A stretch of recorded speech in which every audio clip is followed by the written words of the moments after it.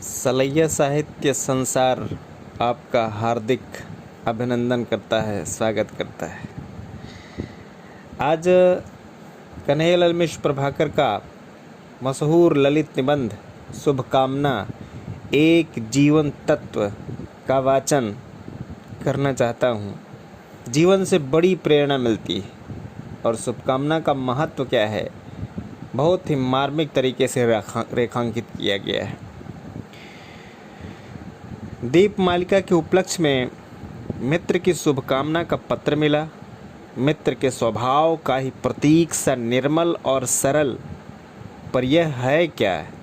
एक छपा हुआ पत्र, सुंदर कवर और एक शिष्टाचार। बस इतना ही तो हम सब कुछ नहीं। मित्र ने व्यर्थ ही मेरे मूक प्राणों में यह खलबली उठाई और अपने श्रम की कमाई के कई पैसे डुबाए। यह शुभकामना है जी, तब यह ठीक है और इसके लिए ज़रूरी हो तो धन्यवाद, पर यह धन्यवाद ज़रूरी है नहीं। अरे व्यर्थ है बाबू, और नाराज़ ना हो तो मुझे कहना है कि बेहुदा है, पर पश्चिम की गंगा में बहकर आया हुआ कूड़ा कचरा है। थैंक्स और धन्यवाद का जीवन में स्थान है और यह मैं मान लेता हूँ, पर कहाँ और कितना यह तो विचारणीय हुआ ही। हाँ, तो यह शुभकामना है। अंग्रेजी में एक चीज़ है गुड विश, यह इसी का अनुवाद है शुभकामना। वहाँ थैंक्स की तरह यह भी एक शिष्टाचार है, पर हमारे भारतीय जीवन के अंतस्थल में जो सुदृढ़ स्तंभ हमारी संस्कृति को थामे हुए है, उसे प्रलयंकारी तूफानों, दिगंत व्यापी बवंडरों और शैतानियत के मनोरम पर सर्वनाशी प्रवाहों से बचाए रहे हैं। उनमें से एक है शुभकामना।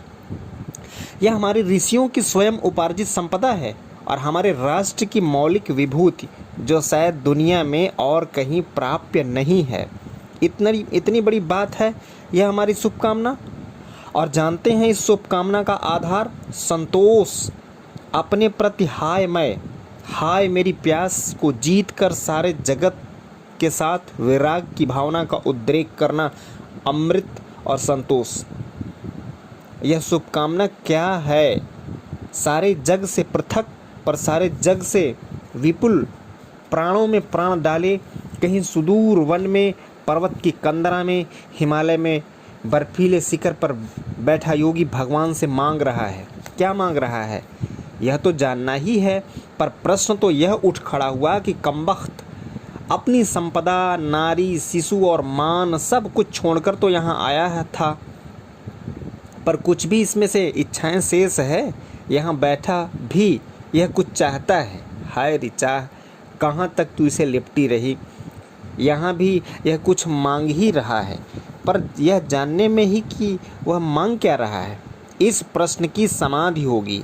वह मांग रहा है तन्मे मनः शिव संकल्पम मस्तु, मेरा मन शिव संकल्प से भर उठे। इसमें शुभकामना का आलोक प्रदीप्त हो उठे और हे मेरे प्रभु। फिर प्रश्न उमड़ा। योजना की शक्ति है उसके पीछे कार्य करने वाला व्यवहार। कर्म न हो तो योजना करें, पर वह योगी कर्म का संन्यास लेकर तो यहाँ आ बैठा, लंगोटी तक तो उसके पास है नहीं। फिर इसके शिव संकल्प का क्या करेंगे? है ना प्रश्न गहरा और भेद भरा। पर इस संसार में योगी की यही तो कीमत है कि वह संसार के लिए, हमारी जीवन लता के लिए शिव संकल्प करता है। यही उसकी सेवा है, यही उसकी देन है, और यही तो वह दूर बैठकर भी हमारे जीवन का पूर्णतया भागीदार है। तभी तो वह हमारा है, हम उस पर गर्व करते हैं, हम उसे पूजते हैं। यदि वह एकांत में बैठा अपने निर्वाण के लिए तप रहा है, तो हमसे उसे मतलब, उससे हमें काम। वह करे तप, मरे जिए, मुक्त हो या योग भ्रष्ट होकर योनियों के मायाजाल में भ्रमता फिरे, या स्वर्ग की अप्सराओं के इंद्रजाल में पड़कर भ्रष्ट हो, नष्ट बने, हम उसमें दिलचस्पी क्यों लें? पर ऐसा तो नहीं है ना। वह हमारा है, हमारा अपना है, हमारे जीवन में उसका स्थान है। जैसे घड़ी में फनर, हमारे लिए वह काम करता है। हम अपने लिए दिन के प्रकाश में काम करते हैं, वह रात की अंधेरी और उजारी घड़ियों में भी हमारे लिए काम करता है। वह काम भी करते हैं, आनंद भी लूटते हैं, विश्राम भी लेते हैं, पर उसका काम, आनंद और विश्राम यही है कि वह हमारे लिए शुभकामना करे, हम अपना मन सदा शिव संकल्प से भरे रखें। बस यही एक प्रश्न और है, और बहुत ज़रूरी प्रश्न, जो इस समस्या को भीतर तक उधेड़ कर रख दे। योगी बड़ा अच्छा है, हमारे लिए रात दिन शुभकामना करता है, हम उसके कृतज्ञ, पर जीवन में सबसे बड़ा प्रश्न तो उपयोगिता का है। हमारे लिए वह शुभकामना करता है, ठीक है, पर हमें इन शुभकामनाओं से मतलब, हमारा उनसे लाभ?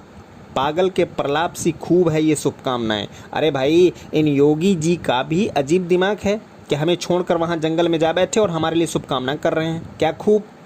यह अद्भुत इश्क है, तिलस्मी मोहब्बत। इन शुभकामनाओं की हमारे लिए उपयोगिता क्या है? उपयोगिता का प्रश्न व्यावहारिक है, इसका समाधान भी भावुकता के रूप में न हो, यह ठीक होगा। अच्छा, यह तो अंतरिक्ष है, विराट, व्यापक, जाने कहाँ कहाँ तक फैला, यही विचारों का केंद्र है, इसमें अनंत विचार भरे हैं। कवि अपने शांत एकांत में बैठा कविता लिख रहा है, और चोर अपने शांत एकांत में स्थिर राजा के महल में पार लगाने की विधि सोच रहा है। कवि को भाव मिले, चोर को विधि, तो क्या यह भाव और विधि कवि और चोर की सृष्टि है? ऊपर से देखकर हम कहते हैं कि हाँ, पर यह सत्य अभी और नीचे है। भाव और विधि चिर से अंतरिक्ष में थे, चोर और कवि उन्हें पकड़ लिया। रेडियो का यंत्र हमारे घर में लगा है, गाने गाता है, भाषण देता है, नाटक करता है, पर यह सब उसकी सृष्टि तो नहीं। वह अंतरिक्ष में से इन्हें पकड़ता है, यही उसकी चरितार्थता है। तभी तो चोर को चोरी की विधि मिली और कवि पा गया कोमल भाव। वहाँ सब कुछ है, जैसा जिसका यंत्र है वैसा ही उसका ग्रहण भाव होगा। हाँ, वाल्मीकि था डाकू, एक सत संपर्क पा वह साधक हो गया, पर एक पक्षी का वध लेकर के बन गया आदि कवि। अरे, एक पुराने डाकू की यह क्षमता, यह भाग्य है। अंतरिक्ष में बहती एक दिव्य भावना उसके मानस यंत्र में उतर आई, पर डाकू के मानस यंत्र में ऐसी दिव्य ध्वनि क्यों और कैसे? यह पूछना चाहते हैं ना आप? जब पक्षी मरा और पक्षिणी विरह वेदना में तड़पी, तो एक तरफ पक्षी की प्यास भरी आंखें, दूसरी ओर पक्षिणी की प्यार भरी आंखें। यही था ना चारों ओर और पारिवारिक जीवन का कोमल करुण प्रवाह। इस प्रवाह में डाकू बह गया और निकल गया एक भावुक मानव। बस बदल गया रेडियो, और जहाँ ध्वनित था वध, लूट, डाका, वहाँ प्रतिध्वनित हुई कविता। आदि कवि वाल्मीकि की रसवाणी। ऊपर से दिखता है कि डाकू को यह कविता मिली, पर डाकू को नहीं, एक भावुक को तो कविता मिली। अच्छा, हमारे रेडियो में यह बजता है जो दिल्ली, लंदन या मॉस्को बोलते हैं, पर इस मानस यंत्र में अंतरिक्ष से जो उतरा वह कहाँ से आया? उस धरातल का ब्रॉडकास्टिंग स्टेशन कहाँ है? बस आ गए तुम सही जगह। वह स्टेशन है योगी, तापस, विचारक और प्रत्येक शुभकामना करने वाला मानव, और आंखों ही आंखों में शिव संकल्प करने वाला पशु पक्षी। इनका क्षेत्र है भावनाओं की अंतरिक्ष में सृष्टि और परिष्कार। वायु को विशुद्ध करने वाली औषधियों की तरह ये हमारे मौन संरक्षण हैं, और यही इनका सम्मान है। प्राचीन समाज व्यवस्था का महान ब्राह्मणत्व यही है, और यही है शुभकामना।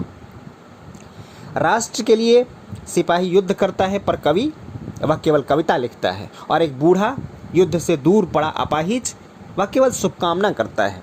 राष्ट्र के जीवन यंत्र के ये सब पुर्जे समान महत्व के हैं।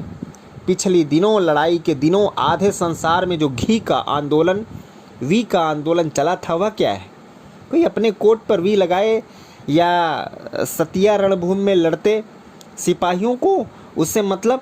हाँ, मतलब है, और बड़ा भारी मतलब है, और इस मतलब में तो छिपा है शुभकामना का महत्व। गांधी जी जब नया आंदोलन आरंभ करते हैं तो धन भी मांगते हैं, जान भी मांगते हैं, और शुभकामना भी मांगते हैं। जो न खद्दर पहने, जो न जेल गए, जो न चंदा दे सके, उसकी शुभकामना में आग लगे, यह हमारी भाषा है। पर उस महापुरुष के लिए तो उसका बड़ा महत्व है। वह जिससे लड़ते उससे ही लड़ाई के साधनों पर, रूप पर विचार करते। वायसराय उनका शत्रु था या सलाहकार? केवल एक क्षेत्र में शत्रु था, इंग्लैंड के प्रतिनिधि के रूप में, जहां वह हमारे गुलामी का बॉडीगार्ड था। वह केवल वहीं, और बाकी जो विशाल क्षेत्र पड़ा है वह वहाँ मित्र ही क्यों न रहे। जीवन गृह के एक ही कोने में तो युद्ध बाकी है, बाकी 3 में शुभकामना का राज्य क्यों उजड़े। समझने की बात है, पर अमल करने की भी तो बात है ना। हमारे देश में दाना दुश्मन को नादान दोस्त से श्रेष्ठ माना जाता है। दोस्त आखिर दोस्त है, वह दुश्मन से भी गया बीता क्यों, बड़ा चुभता प्रश्न है।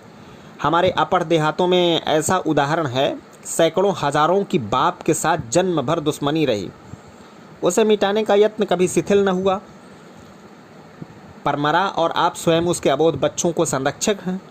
क्यों उन्हें मिटा क्यों न दिया जाए कि जन्म भर की दुश्मनी सफल हो। ना दुश्मन तो मर गया, अब दुश्मनी का क्या मज़ा।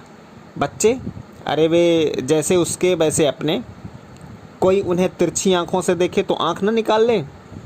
ये यतीम तो नहीं, वही मर गया, हम तो हैं।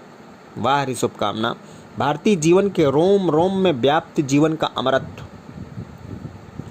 मुसलमान शासक की युवती बेगमें शिवाजी के हाथ लगी, पर क्या किया उन्होंने, उन्हें लूट लिया, उनके रूप रस का पान किया, उन्हें कत्ल दिया ना, तो उन्हें दरबार में नंगी नचा अपने दुश्मनों का बदला लिया, यह भी नहीं, उन्हें सम्मान के साथ उनके घर भेज दिया। क्यों, यह शुभकामना का अस्त्र है।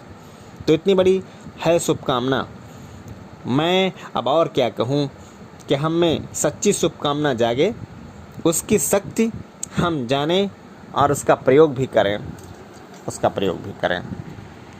धन्यवाद। जय हिंद, जय भारत।